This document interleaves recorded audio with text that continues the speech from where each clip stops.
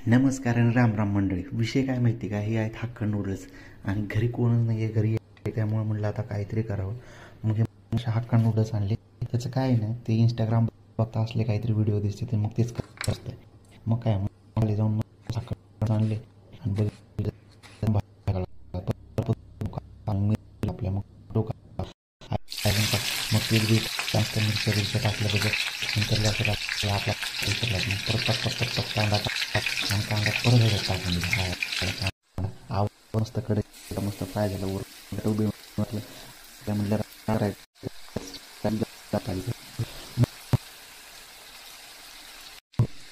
टाकलं मग काय मरत घरात तेवढे सगळे टाकले आणि याला विचारच नाही केला मागचा पुढचा, त्याला पण येते बनवता. मग काय जेवढे मसाले असते सगळे टाकले.